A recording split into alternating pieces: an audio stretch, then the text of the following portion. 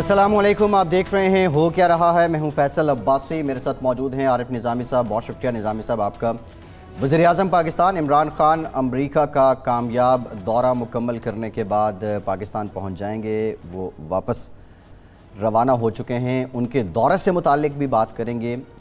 ये कामयाबी और इस कामयाबी के बाद मज़ीद आगे इस मोमेंटम को कैसे बढ़ाया जाएगा, इससे मुताल्लिक भी प्रोग्राम में डिस्कशन करेंगे। लेकिन निज़ामी साहब, आज एक आउट ऑफ बॉक्स डेवलपमेंट हुई है और वो ये कि हुकूमती वफ़द उसने मुलाकात की है जिसमें सेनेटर्स भी थे, वज़ीर आला बलूचिस्तान भी थे, मौलाना फजलुर रहमान से। बज़ाहिर क्या लग रहा है कि जो PTI की और हुकूमती जो जमातें थी उनकी अपोजिशन को लेके पॉलिसी, उसमें कोई शिफ्ट आया है, कुछ बदली है? जाम कमाल साहब की सरबराही में वो जी मिला और उसकी ऑप्टिक्स तो बड़ी अच्छी थी। मौलाना फजलुर रहमान ने उनको पूरी कर्टसी दी कि आप मेरे घर तशरीफ़ लाए हैं, जी आया ना, लेकिन चाय वाय पिला के तो घर भेज दिया उन्होंने। मैंडेट क्या था इस वक्त के पास, और अपोजिशन अगर डिमांड करती तो ये वफ्द क्या उसको फुलफ़िल कर सकता था? ये नहीं, आपने जो सवाल पूछा ना, पता नहीं ये मुलाकात का मकसद क्या था। लेकिन अगर आप मुझे मुलाकात करने के लिए भेजें, एक किसी से कुछ मुज़ाकरात के लिए मुलाकात, तो फिर कुछ लो और कुछ दो होता है जी। इनके पास देने को कुछ नहीं था। आप समझे ना बात। जाम कमाल एंड कंपनी के पास तो मेरी सहाफ़ती राग फड़की। मैंने कहा कि किसी से पूछूं, तो वफद में एक शामिल, यानी कि जो सरकारी वफद में एक शामिल साहब थे सेनेटर, उनसे मेरी बात हुई जी। उन्होंने कहा ये नौबत ही नहीं आई कि हम कुछ ऑफ़र करते हैं और वो उसको एक्सेप्ट और रिजेक्ट करते हैं। तो मैंने कहा कि भाई आप फिर काहे को गए थे? कहने लगे ना हमारे पास कुछ ऑफ़र करने का मैंडेट था और ना ही हमने ऑफ़र की। अच्छा, तो मकसद है कि ये तो महज तमाम में हुज्जत हुई ना। अब खाया पिया कुछ नहीं, गिलास थोड़ा बारह आने, ज़ाहिर है। लेकिन अब मौलाना फजलुर रहमान जो है वो तो इसके मोहरक हैं। वो तो यानी जो कल यौम स्याह बनाया जा रहा है, वो तो इस्लामाबाद मार्च करना चाहते थे। जी जी। ये तो उनका एक किस्म का लॉलीपॉप है, सेनेट के चेयरमैन बदल्ला। तो वो कैसे जनाब इस पर मान जाते? नंबर एक। नंबर तो वो मानना चाहें भी तो ये इस पर तो पूरी अपोजिशन जो है वो उसका इत्तेफाक हो तभी है ना। रहबर कमेटी के फैसले हैं। तो मौलाना ने यही कहा कि भाई रहबर कमेटी से बात कर लेंगे हम। जी जी। तो देखते हैं कि क्या होता है। लेकिन वो रहबर कमेटी के पास क्या लेके जाएंगे मुझे बताएं। जी। अच्छा निज़ामी साहब, ये तमाम पहलू अपनी जगह, लेकिन आप नहीं समझते कि आज मौलाना की अना को बड़ी तस्कीन हुई होगी और एक बड़े फातिहाना किस्म की उनकी बॉडी लैंग्वेज थी, बड़ी प्रिसाइज उन्होंने बड़े खुश थे, आगे देखिए होता है, बड़े खुश थे इसलिए कि उनके घर तशरीफ लाए। नंबर वन, एक किस्म की नाक नीचे करके आए ना। जी जी। और वो भी बलूचिस्तान के लोग। और मौलाना एक ज़माने में तो शायद कश्मीर कमेटी पे खुश हो जाते, अब तो बड़ा मुश्किल है कि कश्मीर कमेटी पे सौदा हो जाए। अब मौलाना जो है वो आहिस्ता आहिस्ता वो रोल अदा कर गए, अज्यूम कर लिया उन्होंने जो नवाब नसरुल्लाह मरहूम का था कि उनके गिर्द सारी अपोजिशन जो है जी वो यकजा हो गई। वैसे मौलाना ने तो सारी ज़िंदगी पार्लियामेंट में गुजारी है। आप समझते हैं कि नवाबज़ादा नसरुल्लाह वाला वो स्ट्रेचर अब उनको पार्लियामेंट से बाहर रह के वो सियासत में यही तरीका है उनके पास जिंदा रहने का? उनका इम्तिहान है बड़ा, ये नहीं कि बन गए। लेकिन अब पाकिस्तानी सियासत में नवाबज़ादा नसरुल्लाह के बाद कोई ऐसा टारिक फिगर नहीं था। लेकिन अब मसलन PPP और PMLN ये एक दूसरे में से इकट्ठे भी हैं। जी जी। लेकिन साथ इनके दरमियान एक साल बल्कि दहाइयों की एक मिसट्रस्ट है, ट्रस्ट डेफिसिट है। जी जी। अच्छा, तो मौलाना फजलुर रहमान का रोल इसलिए इम्पोर्टेंट है कि एक ऐसी शख्सियत है जो इनको एक सफ़े पे ले आए। ठीक है। अच्छा, बिलावल भुट्टो ज़रदारी ने कहा कि सेनेटर्स को पैसे ऑफ़र किए जा रहे हैं और मैंने सेनेटर से कहा पैसे ले लें, वोट आपने अपोजिशन की तरफ देना है। वैसे ये मंतक समझ से बाहर है। नहीं, ये कोई ऐसी मंतक नहीं है। जब इनके नाना जान जो थे ना, उन्होंने पीपल्स पार्टी की बुनियाद रखी, तो जब 70 के इंतखाबात हुए ना वेस्ट पाकिस्तान की बात, जी जी, तो इनको उम्मीदवार ही नहीं मिलते थे। तो इन्होंने वाकई मतलब नॉन एलिटीज़ और बुनियादी तौर पे नए नए लोगों को टिकट दे दिए जिनकी जेब में पैसे भी नहीं होते। अच्छा। तो वो जो दूसरे थे वो बड़े बड़े जागीरदार और खानवादे और टम्मन पीपल्स पार्टी के खिलाफ खड़े हुए थे जी। और कहते थे पीपल्स पार्टी तो रिफ है। तो इलेक्शन में जो आपको पता ही है कि खापे लगते हैं और ये और वो, तो उस वक्त भी यही कहते थे कि यार वोटर्स खातर तो वहाँ से करा लें, वोट हमें दे दें, और हुआ भी यही आखिर। ऐसा ही। अच्छा निज़ामी साहब, बज़ाहिर तो इम्कान नहीं है कि हुकूमत का जो वफ़द है या इसके बाद भी हुकूमत अगर अपोजिशन से रब्ता करे, मौलाना या उनके साथ दीगर जमातें कुछ फ्लेक्सिबिलिटी शो करें, लेकिन अगर हुकूमत और अपोजिशन इस नहज पे आ जाते हैं कि अपोजिशन अपनी डिमांड्स रखे हुकूमत के सामने, तो आपकी नज़र में सरकर्दा डिमांड्स क्या होंगी? ये बड़ा मुश्किल सवाल है। एक तो यही होगी कि नैब की जो एहतसाब का जो सिलसिला है, एहतसाब या नैब की जो बकौल उनके इंतकामी कार्रवाइयाँ वो ख़त्म की जाएँ, राना सनाउल्लाह के ख़िलाफ़ केस वापस लिया जाए वगैरह वगैरह। इमरान खान साहब तो कह रहे हैं मैं आके उनके नवाज शरीफ के AC भी निकाल दूंगा और TV भी बंद कर दूंगा, खाना भी नहीं आएगा। जी जी। तो मुझे नहीं लगता कि कोई मीटिंग ग्राउंड है।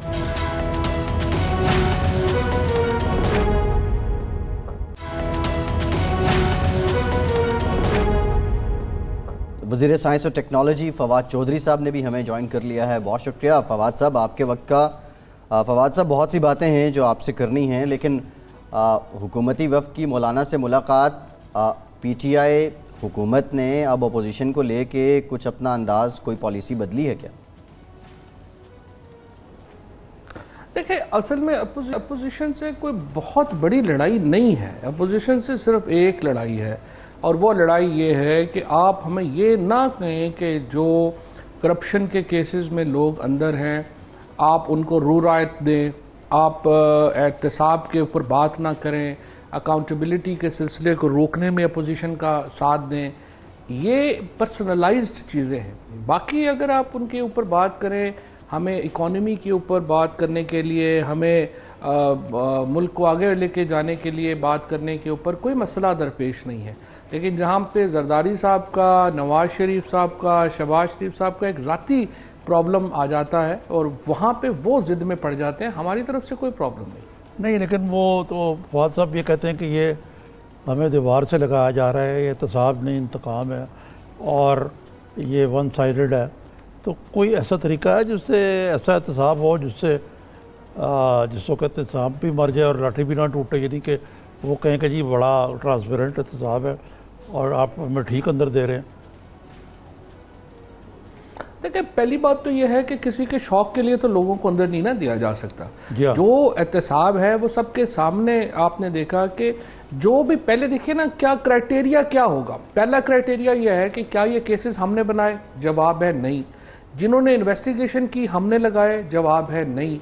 फिर तीसरा ये क्राइटेरिया आप देखिए कि जरा एविडेंस को एवेल्यूएट कीजिए। पहले ये होता था निज़ामी साहब कि पहले किसी को पकड़ा, उसको मार कुट लिया, उसने बयान दे दिया, आपका जो है वो आपने उसके बयान की बेसिस पे केस बन गया। अब यहाँ पर तो सारी डॉक्यूमेंट्री एविडेंस है, एक एक बैंकिंग ट्रांजैक्शन है जिसके ऊपर जो है वो करप्शन की बुनियाद है। सो किसी को धौंस धांधली का, मारने का या इन्फ्लुएंस करने का तो सवाल ही नहीं है। सो इससे ज़्यादा ट्रांसपेरेंसी और क्या हो। नवाज शरीफ साहब का जिस केस में अंदर है वो केस क्या है? केस ये है कि सुदित्से ज़ेडबर्ग, एक जर्मन अखबार ने ये कहा कि जी पैनामा बेस्ड एक कंपनी के ज़रिए इन्होंने ये प्रॉपर्टीज़ ख़रीदी हैं, वो प्रॉपर्टीज़ वहाँ पे मौजूद हैं, उन प्रॉपर्टीज़ को एडमिट करते हैं। 16 कंपनीज़ हैं, उनके अकाउंट्स जो उन्होंने डिस्क्लोज़ नहीं किए थे वो अब एडमिट करते हैं। सवाल ये है उनमें $3 बिलियन की ट्रांजैक्शंस हुई हैं इन सारे मामले में, वो पैसा कहाँ से आया? सेक्शन 9 कहता है आपने बताना है कि आपके पास इतना पैसा कहाँ से आया। ये अब भी बता दें, वो पहले भी बता सकते थे, वो अब भी बता सकते हैं। वो जब मर्जी उनके पास रसीदें हों, मामलात हों, वो आके बता दें। तो इससे ज़्यादा ट्रांसपेरेंसी और क्या होगी? अच्छा ये बताइए फवाद साहब के कल बड़ा अहम दिन है, PTI की हुकूमत को 1 साल हो गया। आप एक तो खान साहब के कामयाब दौरे का जश्न मना रहे हैं, दूसरी तरफ 1 साल का इंतखाबात को 1 साल हो जाएगा। हाँ, वो उसका जश्न मना रहे हैं, और दूसरी तरफ अपोजिशन यौम स्याह मना रही है। तो ये जो यौम स्याह, इसमें कुछ जान लगती है आपको? अपोजिशन चाहे यौम स्याह मनाए या बरसी मनाए, उससे तो ज़ाहिर है कोई इतना फ़र्क हमें तो नहीं पड़ने वाला। हमारा जो मामला है वो तो ये है कि देखिए, इलेक्शन हुए हैं, एक डेमोक्रेटिक रजीम चेंज हुई है, अपोजिशन अपने करतूतों की वजह से अपने अंजाम को पहुंची है। उनको चाहिए कि अपनी गवर्नेंस बेहतर करते, अपना जो माइंडसेट है उसको बेहतर करते, उसकी तरफ तो उनकी कोई तवज्जो नहीं है। मसलाल के तौर के ऊपर बिलावल साहब बहुत तनकीद करते हैं वफाकी हुकूमत के ऊपर, लेकिन क्या उन्होंने सिंध की गवर्नेंस की तब्दीली के ऊपर कोई बात की कभी? क्या सिंध के हेल्थ के निज़ाम के ऊपर, क्या वहाँ के तालीम के निज़ाम के ऊपर क्या कभी बिलावल साहब ने एक लफ्ज़ भी बोला है कभी? इसी तरह से जो शहबाज शरीफ साहब के जो 11 ट्रिलियन रुपया शहबाज शरीफ साहब ने ख़र्च किया है, मुझे आप बताइए 11 ट्रिलियन के मुकाबले में क्या जो डेवलपमेंट हुई, जो इस्लाहात इदारों में होनी थी वो हो पाई? तो जो ये इनके ऊपर, इनके पास तो कुछ बेचने को है ही नहीं है इस अपोजिशन के पास। सो अभी तो 2-3 साल उनको चाहिए कि सिर्फ लोगों को भूलने दें अपने कारनामे। ज़्यादा टीवियों पे आएंगे, ज़्यादा नज़र आते हैं, कम टीवियों पे आए, कम लोगों को याद करें, क्योंकि अभी तो अपने बाजोड़ अभी इलेक्शन भी आपने देखा, फाटा में पीपल्स पार्टी और PMLN तो फारग ही हो गई है। फवाद साहब, लेकिन देखें वो तो ठीक है, लेकिन आज घोटकी के इलेक्शन में जो और नताइज आए हैं वो तो और अपना सीना तान कर चलेंगे बिलावल साहब के। हमारी तो गवर्नेंस बड़ी अच्छी है, हमने तो इलेक्शन जीत लिया वहाँ। देखिए, दोबारा मैं आपको बताता हूँ, कोई चेंज नहीं आई फ़िलासफ़ी में। पंजाब में इलेक्शन हुए हैं, PTI की गवर्नमेंट थी, किसी ने उंगली नहीं उठाई एडमिनिस्ट्रेशन के रवैये के ऊपर और इन्वॉल्वमेंट के ऊपर। खैबर पख्तूनख्वा में जो फॉर्मर फाटा में इंतखाबात हुए हैं, एक किसी ने उंगली नहीं उठाई प्रोसेस के ऊपर। घोटकी का इलेक्शन है, वही सेम पुरानी बातें जो पूरे पाकिस्तान में ज़िमनी इलेक्शनों में होता है, एग्जैक्टली वही इंतज़ामिया की धौंस धांधली, फंड, हर चीज़ यानी वो पुरानी। पीपल्स पार्टी का प्रॉब्लम यह है कि वो ये मानने को, समझने को तैयार नहीं है कि मुल्क बदल गया है। यहाँ पे 60% यूथ है, वो इंडिपेंडेंट फैसले करते हैं, कोई इलीगल एक्ट्स को, इलीगल बातों के ऊपर इस तरह से कोई मुतासर नहीं होता।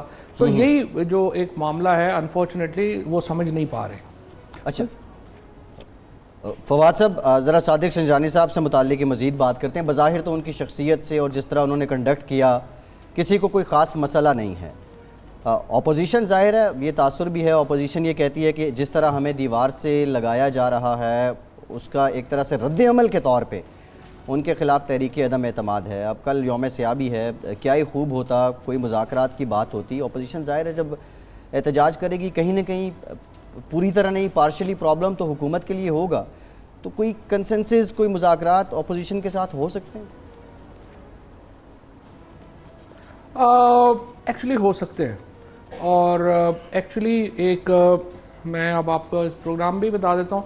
एक्चुअली बैकडोर चैनल्स के ऊपर अपोजिशन से सादिक संजरानी साहब के मामले के ऊपर बातचीत हुई भी है और मज़ीद भी होगी, और हम यही चाहते हैं कि एक स्टेटस को जो सेनेट है उसमें बरकरार रहे। सादिक संजरानी साहब के ख़िलाफ़ नो कॉन्फिडेंस है, और इसी तरह से सलीम मांडवीवाला साहब के ख़िलाफ़ नो कॉन्फिडेंस है।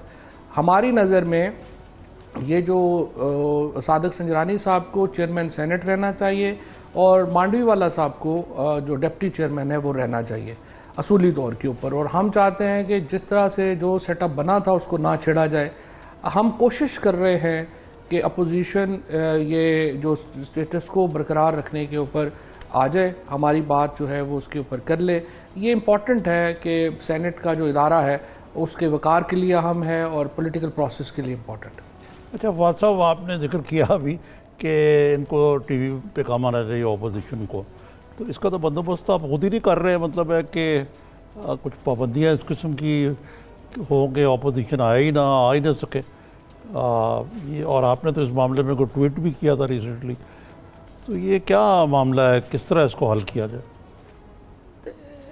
देखिए आरिफ निज़ामी साहब, मेरा पोजीशन पर्सनली बड़ी क्लियर पोजीशन है। उसके ऊपर जो है वो फ्रेंकली मैं तो सेंसरशिप्स के हक़ में नहीं हूँ, और ना ही मैं पॉलिटिकल आइडियाज़ को ये समझता हूँ कि टीवी पे ना दिखाने से वो ख़त्म हो जाते हैं। पॉलिटिकल आइडियाज़ को ग्रेटर पॉलिटिक्स से टैकल किया जाता है। रेगुलेशंस जो है वो मैं चाहता हूँ। मैं PMRA ला रहा था, आपने अनफॉर्चुनेटली उस वक़्त जो है उस वक़्त हम साथ नहीं दिया। मैं कह रहा था कि ये जो ब्लैकमेलिंग होती है उसको कर्ब करने की ज़रूरत है, और आपके सामने। ठीक है फवाद साहब, एक ब्रेक लेते हैं, ब्रेक के बाद वापस तो आपसे कुछ मज़ीद बात भी करते हैं, हमारे साथ रहिए।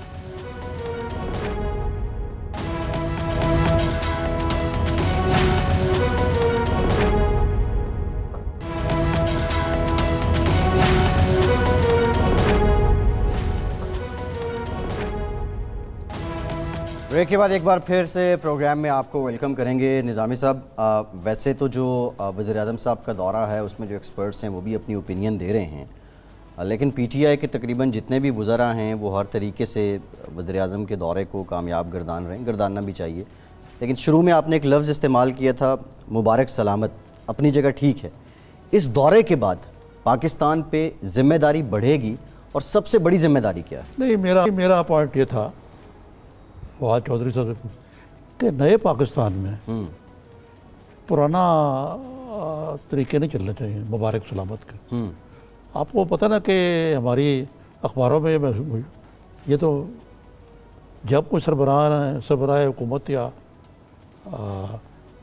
ममलिकत पाकिस्तान का रवाना होता था, हम कहते 100 इतने दिनों के कामयाब दौरे पर रवाना होंगे। जी जी, पहले ही एडवांस ही कामयाब कर देते थे। कामयाब का लफ्ज़ ना ही इस्तेमाल किया जाए तो बेहतर होगा। और ये मुबारक सलामत के डोंगरे बरसाना जो है, जी जी, इस पे मैंने, लेकिन बहरहाल फवाद चौधरी साहब से पूछते हैं।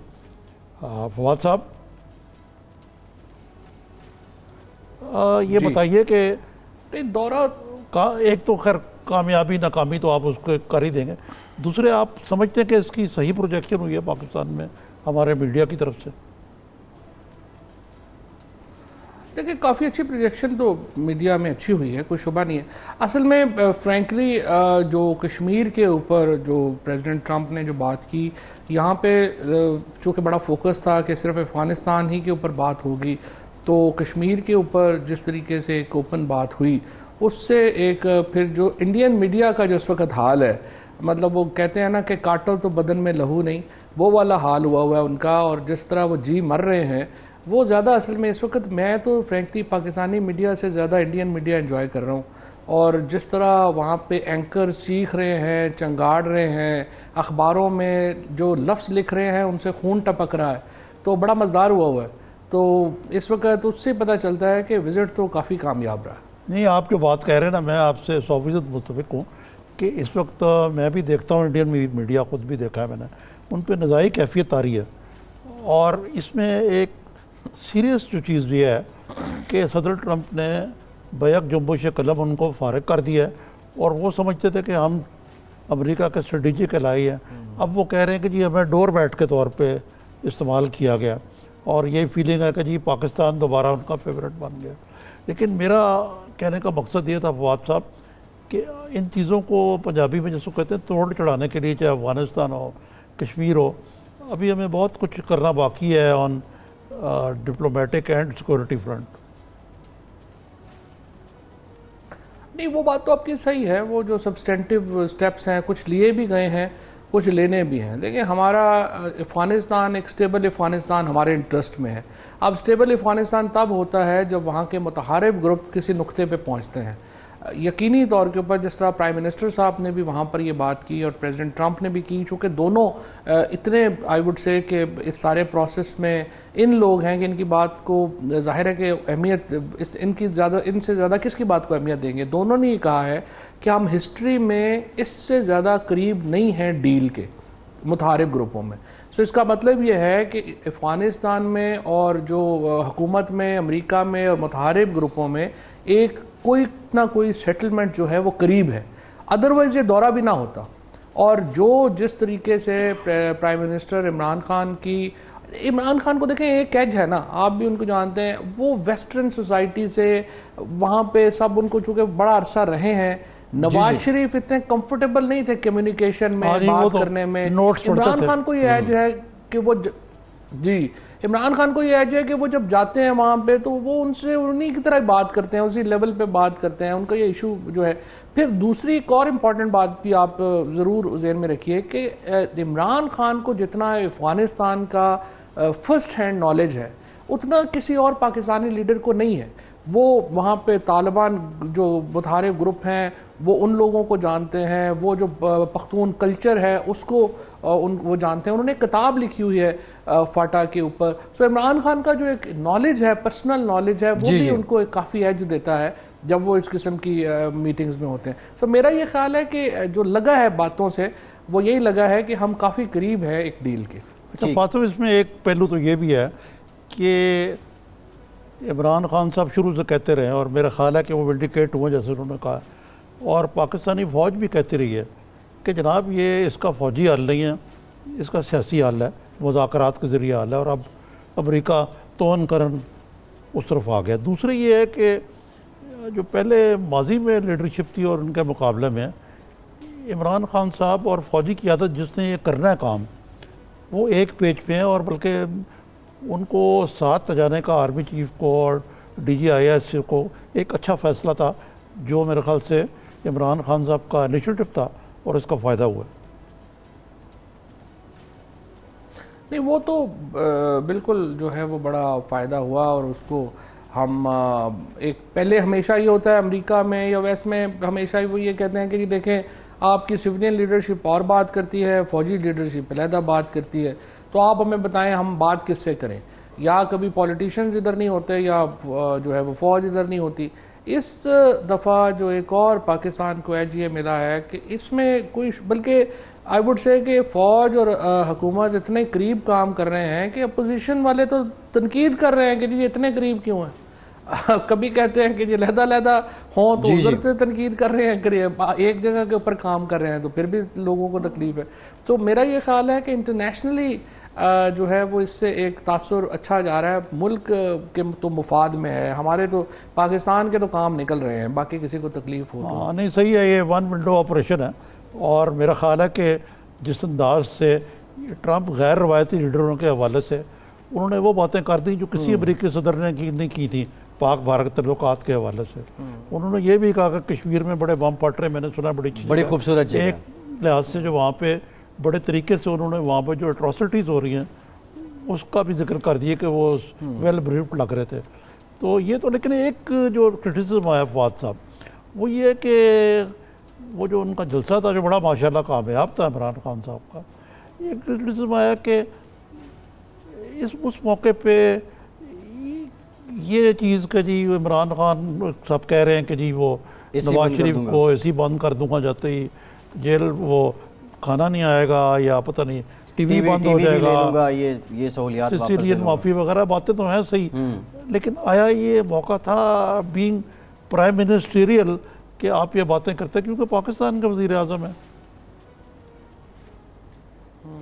देखिए आरिफ साहब, इस पे मैंने देखा है फ्रैंकली, जो प्रेसिडेंट, अगर आप ट्रंप की बातें सुने तो जो उन्होंने म्यूलर के ऊपर, नैन्सी पेलोसी के ऊपर सख्त तनकीद की जब वो इमरान खान साहब के साथ बैठे हुए थे, तो उन्होंने भी अपनी अपोजिशन को जो है वो बड़ा रगड़ा, अपने मीडिया के ऊपर भी उन्होंने बड़ा जो है वो क्रिटिसिज्म किया।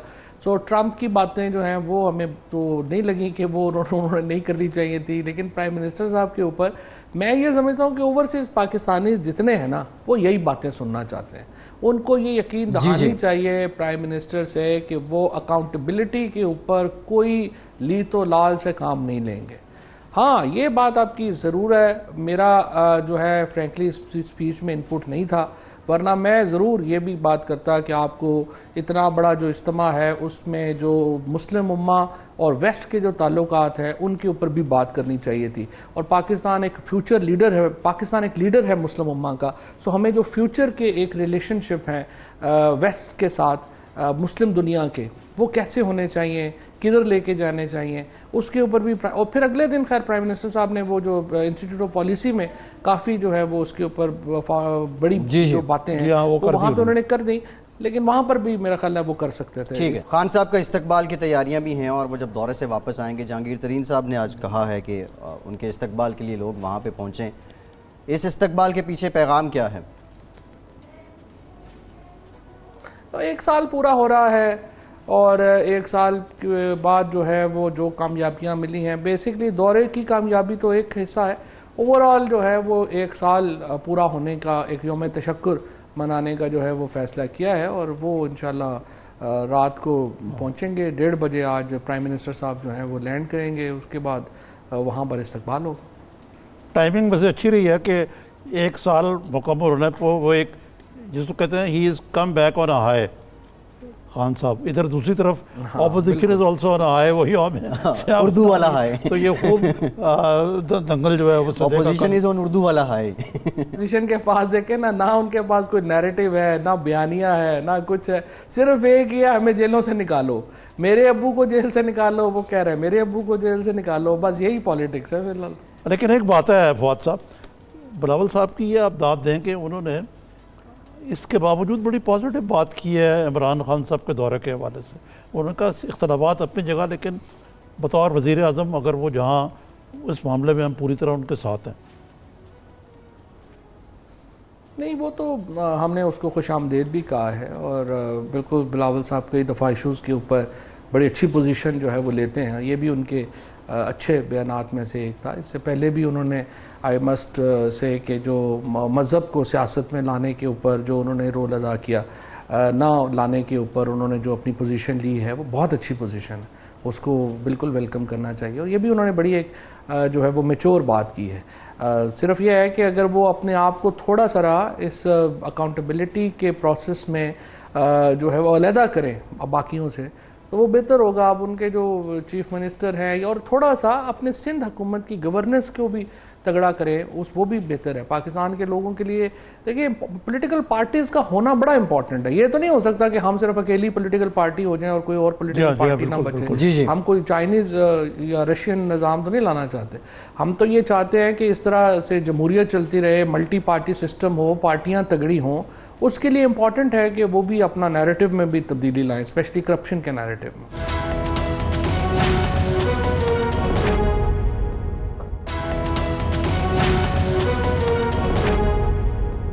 निज़ामी साहब, वैसे बिलावल साहब की भी सियासी बसीरत बेहतर है और फवाद चौधरी साहब भी बड़ी सियासी बसीरत रखने वाले हैं। फवाद चौधरी साहब जैसे दोस्त जो हैं पीटीआई में गनीमत है। मतलब है कि मैच्योर सोच रखते हैं, थोड़ा सा तजर्बा भी है और इख्तलाफ भी कर लेते हैं। वो खाली मुबारक सलामत ब्रिगेड में शामिल नहीं हैं। बिल्कुल ऐसे। और मेरा ख्याल है बतौर वज़ीर इत्तलात उनका वजूद जो है बहुत गनीमत था। बिल्कुल ऐसे हैं। निज़ाम साहब, वज़ीर-ए-आज़म पाकिस्तान की मुलाकातें रहीं, बहुत सी बातें हुई, लेकिन इसके साथ साथ parallel army chief general Bajwa की भी बहुत ज़्यादा मुलाकातें रहीं और ख़ासा प्रोटोकॉल उन्हें वहाँ पे दिया गया। जी, वो सबसे पहले पेंटागन गए, वज़ीर ख़ारजा से मिले, लिंडसे ग्रैहम जनवरी में आए थे पाकिस्तान। एग्जैक्टली। खान साहब से इनकी मुलाकात हुई थी और ये खान साहब की जो आर्गूमेंट्स थी ना, जी उससे खासे मुतासर होकर गए थे। और ये इन्हीं की एडवाइस पे उन्होंने कहा आप वहाँ लॉबिस्ट रखें अपना। अब यहाँ हाल ही में लॉबिस्ट रखा। जी। और इनका एक कलीदी रोल था ये मुलाकात कराने में और अफगानिस्तान के मामलात पे को आगे चलाने में। एक मैं बात आपको बताता चलूँ, मैं ये अफगानिस्तान के मामलात पे जो बाखबर लोग हैं उनसे मिलता रहूँ। निज़ाम साहब, उससे पहले ज़रा एक ये अफगानिस्तान पे आते हैं। आपका ये कहना है कि सऊदी अरब का इस मुलाकात में वो शेयर नहीं है जिस तरह कहा जा रहा था, ये लिंडसे ग्रैहम का है। देखिए जी, लेकिन इसके साथ एक और सऊदी अरब ने मुखालफत तो नहीं की, लेकिन इसमें कलीदी रोल पाकिस्तान की लॉबिंग दफ्तर खारिजा की, उसका किरदार किस हद तक है, या फिर ये सोलो क्रेडिट लिंडसे ग्रैहम को जाता है? दफ्तर खारजा कोई क्रेडिट नहीं। सही है। आपने नोटिस किया होगा कि वज़ीर ख़ारजा जो हैं वो इस दौरे के दौरान कोई अपने आप को ज़रा नुमाया करने की ज़रूरत से ज़्यादा कोशिश कर रहे हैं। वो कह रहे हैं कि बतौर सियासतदान मैं अपने आप को अगले वज़ीर आज़म के लिए फिट करूँ। अफ़गानिस्तान के मामलात आप बता रहे थे कि अफ़गानिस्तान के जो अंदरूनी हाँ, ये मैं कह रहा था आपको कि अभी हमें इतना अदराक नहीं है, आइंदा चंद हफ्तों में होगा। डील के बहुत करीब है पाकिस्तान की कराने के लिए, और ये अगर काम हो गया तो ये बहुत बड़ा coup d'etat होगा। यानी ये पाकिस्तान का लिटरली ट्रम्प कार्ड है। अच्छा, ये मेरे अखबार में अमल कामयाब हो जाए। Trump card, yes yes yes, Trump सदर ट्रम्प वाला सदर कार्ड ट्रम्प ये वाला है। कार्ड। और उसके बाद अगर ये हो गया तो बहुत सारे मामलात में पाकिस्तान को उसाने की, देखिए ना, वजह निज़ा, अगरचे ज़ियाउल हक ने मैं झोंक दिया था इस जंग में, CIA का स्टेशन बना दिया था सबसे बड़ा दुनिया में, और सारे जो मसाइल जो बाद में नबरदमा हो रहे हैं आज तक, वो अफ़गानिस्तान की वजह से। और अगर अफ़गानिस्तान में अमन बरकरार होता है और वहाँ पे कोई ऐसी हुकूमत बनती है जो पायदार भी होती है, ख़वातीन के हकूक़ का भी एहतराम करती है, जी जी, जिसको अमेरिका भी रिकगनाइज करता है, वेस्ट भी करता है, और मुतदिल हुकूमत, और moderate बहुत हो। बड़ी मार्शल प्लान जो है अमेरिका उनको देता है। मार्शल प्लान का मतलब है कि उनकी रिहेबिलिटेशन और डेवलपमेंट के लिए पैसे, जी जी, तो बड़े हालात खत्ते के बदल जाएंगे, कनेक्टिविटी हो जाएगी। उधर अगर मोदी को भी अकल आ जाती है, पाकिस्तान से तजारत और दूसरी चीज़ें, और इसमें जो हमारी आर्मी की क़यादत है, उनका विजन जो है और इमरान खान का विजन कदरी अहमियत रखती है। मतलब बड़े क्लियर हैं कि इसका हल सियासी है, लेकिन निज़ामी साहब सवाल ये है, पिछले कुछ सालों से हमने देखा कि काबुल और इस्लामाबाद में कुर्बतें नहीं रही हैं, अज़राह मौका ही कोई मुलाकात पिछले होती साल रही। नहीं भाई, कुछ सालों से, मैं कुछ सालों से कह रहा हूँ, शुरू से यही है। लेकिन मैं आपको थोड़ी सी बात जी। कर, आपका सवाल में समझ, जी ये हम शुरू से समझते हैं कि अफगानिस्तान हमारी स्ट्रेटेजिक डेप्थ है। ये कॉन्सेप्ट ये है कि जी अगर हमारी इंडिया से लड़ाई होगी तो अफगानिस्तान में जाकर, और हम अफगानिस्तान को बैकयार्ड समझते रहे, ठीक है जी। इंडिया को अपना हेजोमन समझते रहे ना, कि हमारे ऊपर गलबा हासिल कर रहा है, हेजोमनी, इसलिए हमें इंडिया बुरा लगता है। इसी वजह से अफगानिस्तान में, चाहे वो ठीक है कि वो ज़ाहिर शाह ने रिकगनाइज ही नहीं किया था पाकिस्तान को पहले, वो अपनी जगह पे, लेकिन चाहे हुकूमतें जो भी आती रही हैं, जी जी, पाकिस्तान के लिए नरम गोशा नहीं रहा। अब ये तालिबान जो भी है 100% पाकिस्तान, जैसे कल काजी साहब, काजी साहब कह रहे थे, जावेद अख्तर काजी, अशरफ जहांगीर काजी, अशरफ जहांगीर काजी कह रहे थे, वो तो बिल्कुल मुख्तलिफ शख्सियत है। जी जी जी, ये ट्रस्ट डेफिसिट मौजूद है। लेकिन अभी देखें, अभी आए थे अशरफ गनी साहब पाकिस्तान, लाहौर इसलिए आए थे, उनके बच्चे पढ़ते होते थे यहाँ, अच्छा अच्छा अच्छा अच्छा, ठीक है ना। खैर वो एक रिलेशन तो है ना मैं ये पब्लिक, कहने का कि पाकिस्तान को अफगानिस्तान से इत्तेमाद का रिश्ता बनाने में ज़्यादा देर नहीं लगेगी, लेकिन हम उसको एक इंडिपेंडेंट मुल्क के तौर पे तस्लीम करें अगर तो। निज़ामी साहब, चीन के साथ स्ट्रेटेजिक पार्टनरशिप है, दोस्ती है, हर बुरे वक्त में चीन पाकिस्तान के साथ रहा। इस दौरे के बाद चीन को मुतमईन करना आसान है? कोई ऐसा मुश्किल नहीं है, चीन को इतना इनसिक्योर नहीं है, बशर्ते कि हमारे कदम ना डगमगा जाए। डगमगा सकते नहीं है कि चीन हमारा स्ट्रेटेजिक लाई है, जैसे भारत अमेरिका का है। ये ना समझे कि एक दौरे से सब कुछ चेंज हो गया। जी जी, लेकिन अफगानिस्तान में पेशरफ्त एक बहुत बड़ा कदम होगा पाकिस्तान के। चाहे एक चीज़ जो जिसकी तरफ काबिल तारीफ़ है इमरान खान साहब की, उसका बहुत कम जिक्र हुआ है। जी जी, अमेरिका में जाके ये कहना कि खुदारा ईरान से तल्लुक़ात ठीक करें, हम हाज़िर हैं, क्योंकि ईरान से तल्लुक़ात में बैनुल-अक़वामी अमन, ख़त्ते का अमन और ख़ुद पाकिस्तान की इक़्तिसादियात जो हैं जी जी, वो ख़तरे में पड़ जाएंगी मज़ीद। तो ये उनकी बहुत जुर्रतमंदाना और बड़ी मुस्बत पेशकश थी। अच्छा निज़ामी साहब, वैसे आपने पहले भी कहा था इमरान खान साहब का तासुर ये था कि ये इंटरनेशनल कम्युनिटी के सामने एक सेलेबल एंटिटी हैं, और इस दौरे से खान साहब ने अपने आप को I think 10 out of 10 prove किया है कि वाकई, और जिस तरीके से ही कैरी हिमसेल्फ। सेलेबल का यूज़ ना करें, क्योंकि पाकिस्तान के लीडर जो हैं बड़े सेलेबल रहे हैं माजी में। आप कहें कि एक्सेप्टेबल, ठीक है, वो ठीक है। मैं तो आपका वर्ड कोट किया था कुछ दिन पहले, आपने प्रोग्राम में कहा मार्केटिंग का दौर है। बहरहाल चले होंगे। अच्छा, एहसन इकबाल साहब ने कहा है जी ये गोरबाचोव साबित हो रहे हैं। हाँ, अच्छा आपने पूछा। अच्छा, अब गोरबाचोव जो है ना, वो सोवियत यूनियन जो है उसको अमेरिका ने ब्लीड किया, डिफेंस में इतने खर्चा करा दिया, एटमी दौड़ में इतना खर्चा करा दिया, और सोशलिज्म जो एक जवाल पजीर एक तकरीबन नीम मुर्दा निज़ाम था, उसने सोवियत अवाम की कमर तोड़ कर रखा। फिर पाबंदियाँ और कदगन और ये और उसमें गोर्बाचोव ने आके नारा लगाया पेरेस्ट्रोइका और ग्लासनोस्ट। पेरेस्ट्रोइका का मतलब था रीस्ट्रक्चरिंग। रीस्ट्रक्चरिंग जो की उन्होंने, उसके नतीजे में सोवियत यूनियन टूट गया। अच्छा, ठीक है ना। और इसी वाले शायद हसन इकबाल साहब ने कहा। और जो ग्लासनोस्ट थी, शफाफियत, जो अभी भी नहीं है बाय द वे वहाँ। ठीक। और उसके बाद जो एल्टसन और जो कुछ हुआ वो लेकिन यहाँ पे क्या खिदमत क्या नस्बत, कहाँ गोर्बाचोव, कहाँ इमरान खान। वैसे ये इंटेलेक्चुअल बनने के चक्कर में ना हसन इकबाल से पब्लिक स्पीकिंग में बड़े माड़े साबित होते हैं। मिसाल गलत दी है ना, गलत मिसाल दी है। गलत मिसाल है। देखिए ना, यहाँ तो उनको गिला उल्टा है कि इमरान खान ने आके यहाँ टाइट कर दिया मामला। अच्छा, शहबाज शरीफ साहब जो मेरी हैं सुन लेना बात जी, कि इमरान खान ने आके जमहूरी अदारों को उनके मुताबिक हमें दीवार से लगा दिया, एहतसाब के नाम पे इंतकाम कर रहे हैं, जेलें भर दी ये वगैरह।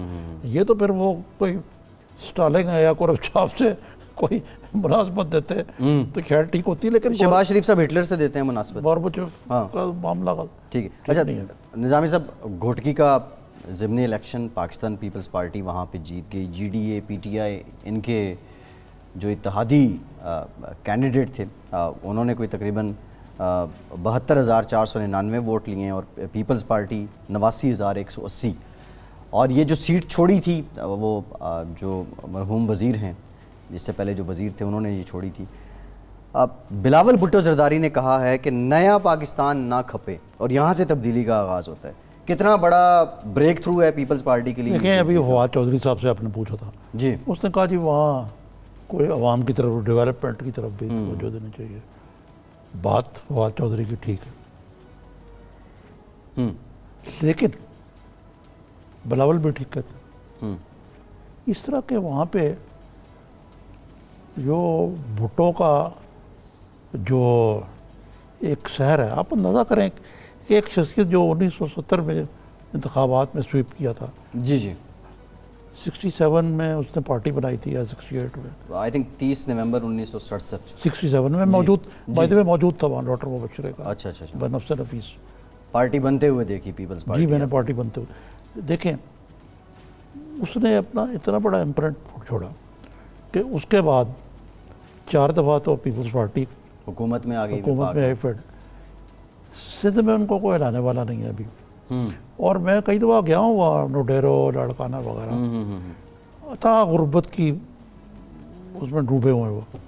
अच्छा, बात ठीक है, लेकिन वहाँ का जो जागीरदाराना और जो भी निज़ाम है वो भुट्टो के गिर्द सियासत सारी घूम रही है, वो घूम रही है। उसको तोड़ने के लिए खान साहब ने बहुत कोशिश की है और कोशिश कर रहे हैं, और यकीनन इसमें कोई हर्ज नहीं है। वैसे निज़ामी साहब, कामयाबी होने से पहले बड़े लोगों ने कोशिश की। अगर लोग पढ़ लिख ने जाएं, बड़ी कोशिश की, लोग पढ़ लिख जाएं, लोगों को बुनियादी सेहत की सहूलियात अच्छी मिलें, गवर्नेंस बेहतर हो जाए, तो आप नहीं समझते कि सिंध के अंदर भी भुट्टो के अगेंस्ट लोग उठ जाएंगे, बिलावल भुट्टो से, इनकी जमात से, इनके नज़रिए से इख्तलाफ करना शुरू कर देंगे और ये सारा क्रिस्मा भुट्टो वाला ये जो हालत नहीं है, खाली एक क्रिस्मा है।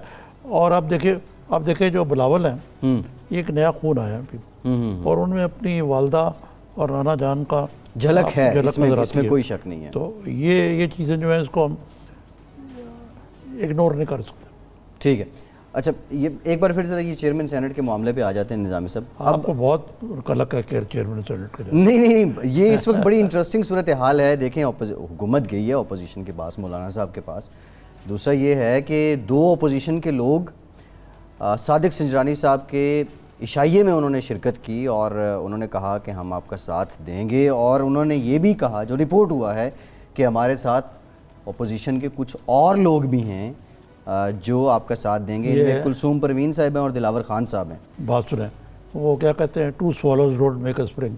तो 2 लोगों से जाने से अगर वाकई इनके पास मेजॉरिटी होती तो ये जो जाम कमाल साहब है, क्यों जाते आज मौलाना फजल रहमान के पास? वो तो ऐसे ही है। अब वो चाय पीने गए जी, देखें, चाय पीने गए, लेकिन मैं बाज़ ये कहता हूँ कि ये ना होता तो बेहतर था। और इनको बिल्डअप करना चाहिए कि अपोजिशन का कंसेंसस बिल्डअप करें हुकूमत और हुकूमत को कोई ना कोई इनिशिएटिव लेना चाहिए इस मामले में। ये पहला कदम है, देखते हैं अब आगे क्या ये मुज़ाकरात का सिलसिला बढ़ता है। यानी निज़ाम से प्रोग्राम का वक्त खत्म हो गया। बहुत शुक्रिया। आज के प्रोग्राम से इतना ही। फैसल अब्बासी को इजाज़त दीजिए।